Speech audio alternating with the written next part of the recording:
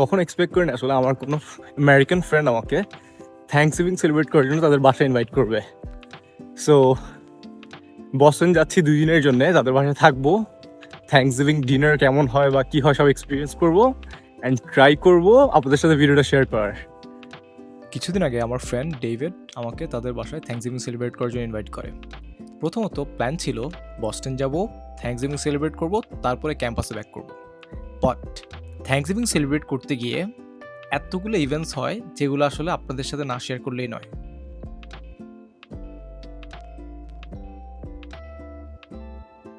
Video শুরু করার আগে থ্যাঙ্কসগিভিং নিয়ে আপনাদেরকে একটু ধারণা দিই। থ্যাঙ্কসগিভিং শুরুটা হয়েছিল 1621 সালে, যখন প্রথম ইউরোপিয়ান সেটেলার্সরা এই দেশে এসে সার্ভাইভ করতে পারছিল না। তখন নেটিভ আমেরিকানসরা তাদের পাশে দাঁড়ায়, তাদেরকে কিভাবে চাষ করতে হয়, কিভাবে বেঁচে থাকতে হয় সেটা শেখায়। তারপর তাদের সেই প্রথম হারভেস্ট থেকে তাদেরকে থ্যাংক ইউ জানানোর জন্য একটা টার্কি গিফট করে এবং তাদের সাথে একসাথে বসে খাওয়া দাওয়া করে। অ্যান্ড এরপর থেকে আসলে এই থ্যাঙ্কসগিভিং ডিনারের প্রচলনটা চালু হয়। এই বছর আমার থ্যাঙ্কসগিভিংটা ছিল পুরোপুরি আলাদা, যেহেতু আমি ডেভিডের বাসায় তার সাথে একসাথে থ্যাঙ্কসগিভিং সেলিব্রেট করতে যাচ্ছিলাম। আমি তাকে প্রথমেই বলে দিয়েছিলাম দ্যাট আমি থ্যাঙ্কসগিভিংয়ের জন্য অনেক বেশি এক্সাইটেড, যেহেতু আমি কখনো আসলে দেখিনি কীভাবে আসলে আমেরিকানরা টার্কি অ্যান্ড এইসব দিয়ে আসলে তারা কীভাবে থ্যাঙ্কসগিভিং ডিনার করে। So without any further ado, let's start the video. সেদিন বস্টন পৌঁছাতে পৌঁছাতে আমাদের এত রাত হয়ে যায় দ্যাট আমরা গিয়ে মাত্র একটা কুইক ডিনার সেশন করে সোজা ঘুম। পরের দিন সকালে উঠেই একটা আলাদা এক্সাইটমেন্ট ছিল, কারণ আজকে আমরা পুরো বস্টন শহরটা এক্সপ্লোর করব এবং বস্টন শহরের কিছু স্পেসিফিক মনুমেন্টস আমরা ভিজিট করব যেগুলোর জন্য বস্টন শহরটা বিখ্যাত। ও বাই দ্য ওয়ে, আপনাদের সাথে আসলে বাড়ির আসল বসদেরই পরিচয় করানো হয়নি। Meet Sara, Gemma and Bingo. আমার পুরো বস্টন ট্রিপের মধ্যে সবচেয়ে এনার্জেটিক 3টা ক্যারেক্টার ছিল হচ্ছে এই 3জন। তাদের সাথে থাকতে থাকতে একটা জিনিস রিয়েলাইজ করলাম that dogs really do make a house feel like home. And তাদের মধ্যে সবচেয়ে বেশি মিস করছি আমি এখন বিঙ্গোকে। 1.5 বছর ধরে আমেরিকায় থাকা হলেও আমার বস্টনে আসার সুযোগ অনেক কমই হয়েছে, কারণ আমি অ্যামহার্স্টে থাকি। সো আমার ইউনিভার্সিটি হচ্ছে অ্যামহার্স্টে। সো আজকের প্ল্যানটা হচ্ছে মূলত আমরা আজকে বস্টন শহরে কিছু হিস্টোরিক প্লেস আমরা এক্সপ্লোর করবো। অ্যান্ড আমরা স্টার্ট করতেছি হচ্ছে বস্টন কমন্স দিয়ে। সো বস্টন কমন্সের হিস্ট্রিটা হচ্ছে মূলত এটা কখনো একটা পার্ক ছিল না। সো 1630 সালে ইউরোপিয়ান সেটেলার্সরা পালিয়ে আসে ইংল্যান্ড থেকে এবং এসে তারা একটা সেটেলমেন্ট বানায়। সেটেলমেন্ট বানানোর পর যে সেটেলমেন্টটা বড় হতে হতে আসলে বস্টন কমন্সে পরিণত হয়। সো বর্তমানে এটা হচ্ছে একটা পার্ক যেখানে সবাই সকালে সাধারণত ওয়াক করতে আসে বা তাদের পেট নিয়ে হাঁটতে আসে। এবং বলা হয় দ্যাট 1630 সাল থেকে 1700 সাল পর্যন্ত এখানে বড় বড় এক্সিকিউশনগুলো হতো, যেগুলো মনে করেন ফর এক্সাম্পল কেউ যদি কোনো ক্রাইম করে বা জলদস্যু যারা ছিল তাদেরকে এখানে মূলত শাস্তি দেওয়া হতো। পরবর্তীতে ব্রিটিশ আমেরিকান সোলজার্সদেরকে এখানে ব্যাটেলের জন্য ট্রেনিং দেওয়া হতো।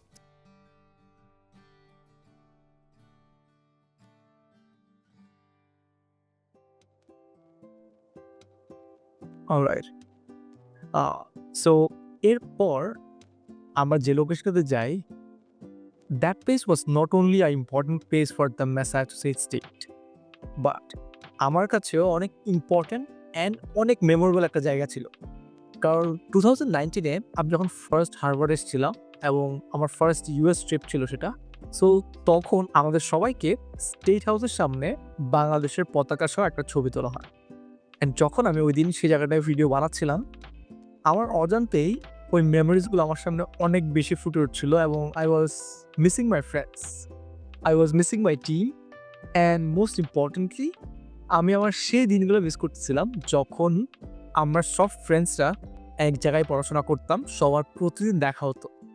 কিন্তু এখন একটা সময় যখন আমাদের ফ্রেন্ডসদের মধ্যে হয়তো মাঝে মধ্যে কথা হয়, উইকেন্ডসে কথা হয় কিংবা সেটাও হয় না, এবং দেখা হওয়া তো সেটা অনেক দূরের কথা। তো এটাই হচ্ছে মূলত জীবনের সৌন্দর্য, that you never stop, you always have to keep moving on. So without any further do, চলেন আমরা নেক্সট জায়গাটা এক্সপ্লোর করি। আমার পিছে যে বিল্ডিংটা দেখতে পাচ্ছেন সেটা হচ্ছে ম্যাসাচুসেটস স্টেট হাউস। অ্যান্ড বর্তমানে পুরো ম্যাসাচুসেটসের এই স্টেটের পুরোটা যতগুলো লেজিসলেশনসের দায়িত্ব আছে বা যত সরকারের যতগুলো দায়িত্ব আছে, ফর এক্সাম্পল মেয়রের অফিস অ্যান্ড এভরিথিং, সব কিছু এই বিল্ডিংতে রেগুলেট করা হয়। অ্যান্ড ইন্টারেস্টিং ফ্যাক্ট হচ্ছে আমার পিছে আপনারা যে বালফিঞ্চ এন্ট্রান্সটা দেখতে পাচ্ছেন, সেই বলফিচ এন্ট্রান্সটা মূলত হচ্ছে এই যে স্টেট হাউস, এটার প্রথম আর্কিটেক্ট, এবং এটা বলা হয় দ্যাট দ্য চার্লস বলফিঞ্চ হচ্ছে আমেরিকার first professional architect. So it's like an interesting fact that you could know. And apart from that, এই যে গোল্ডেন ডোমটা দেখতে পাচ্ছেন, এই গোল্ডেন ডোমটা প্রথমত কাঠ দিয়ে বানানো হয়েছিল, বাট তার পরবর্তীতে যখন স্বাধীনতা ঘোষণা করা হয় আমেরিকার, তখনের পর থেকে এটাকে আসলে কপার দিয়ে বানানো হয়। বাট বর্তমান সময়ে এই ডোমটা, গোল্ডেন ডোমটা হচ্ছে মানে ম্যাসাচুসেটসের একটা আইকনিক প্লেস, এবং এটা দেখলে আসলে বোঝা যায় দ্যাট মানে আমরা বস্টনের উপর দিয়ে ফ্লাই করতেছি বা ম্যাসাচুসেটসের উপর দিয়ে ফ্লাই করতেছি, right? And interesting fact is এই ডোমটা এখন পুরোটাই গোল্ড প্লেটেড। অ্যান্ড সো আপনারা ভাবতেই পারেন যে আসলে মানে কতটুকু এফোর্ট দিতে হয়েছিল আর্কিটেকচারদেরকে এটা বিল্ড করার জন্য। So there are some moments in our life যেগুলো আমাদের লাইফে হয়তো একবারই হয়, কিংবা এতই সিগনিফিকেন্ট আমাদের লাইফে that we can just live it once and cherish it for the rest of our lives. এই জায়গাটাও ঠিক তেমনই একটা জায়গা ছিল আমার কাছে। বস্টন শহরে হাঁটতে হাঁটতে একটা জিনিস খুব কুইকলি বোঝা যায়, এই সিটি কখনোই তার ইতিহাস লুকাতে চায় না। কারণ এই যে চারপাশে বিল্ডিংগুলো দেখছেন, এগুলোর মোস্ট অফ দেমই 1700 আর 1800 সালের। তখন মানুষ যেভাবে বানিয়েছিল ঠিক সেভাবেই বস্টন শহরে এখনও সেগুলো আছে। এই জায়গাগুলো শুধু সুন্দর আর্কিটেকচারই না, কারণ এখানে যে ঘটনাগুলো হয়েছিল সেই ঘটনাগুলোর সাক্ষী এই আর্কিটেকচার। তাছাড়াও ঠিক এই এরিয়াতে একসময় বস্টন ম্যাসাকার হয়েছিল, যেখানে ব্রিটিশ সোলজার্স আর লোকাল কলোনিজদের মধ্যে সংঘর্ষ হয়, আর যেটা পরে আমেরিকান রেভলিউশনে আগুনটা জ্বালিয়ে দেয়। আর এই যে পাশে যেটা দেখছেন, এটা হচ্ছে বস্টন ল্যাটিন স্কুল, 1735 সালে প্রতিষ্ঠিত হয়। পুরো ইউনাইটেড স্টেটসের মধ্যে সবচেয়ে পুরনো পাবলিক স্কুল হচ্ছে এটি। এই স্কুলে পড়েছিল বেঞ্জামিন ফ্র্যাঙ্কলিন কিংবা জন হ্যানককের মতো মানুষেরা।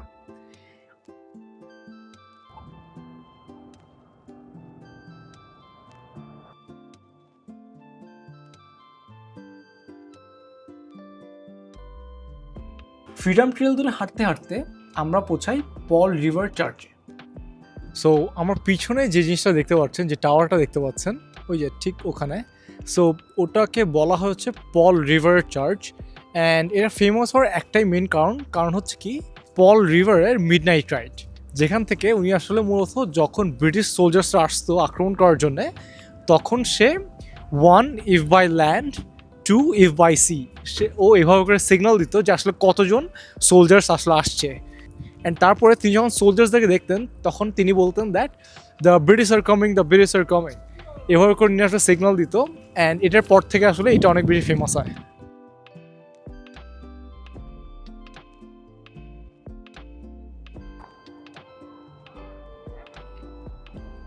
সো আমার পিছে যে স্মৃতিসৌধটা দেখতে পাচ্ছেন, এটা হচ্ছে আমেরিকান রেভলিউশনের একটা অনেক বড় একটা স্মৃতিসৌধ। অ্যান্ড প্রথম দিকের যে যুদ্ধগুলো হয়েছিল কলোনিজদের সাথে এবং ব্রিটিশদের সাথে, এটার জন্য এটা অনেক বেশি ফেমাস। অ্যান্ড এটা নিয়ে যদি একটু বলি, সো এখানে basically battle of Bunker Hill অনুষ্ঠিত হয়েছিল 1775 সালে 17 জুন। এবং এটা হওয়ার পর বলা হয় দ্যাট ব্রিটিশরা এটা জিতেছিল, বাট এটা নিয়ে একটা ডিবেট আছে।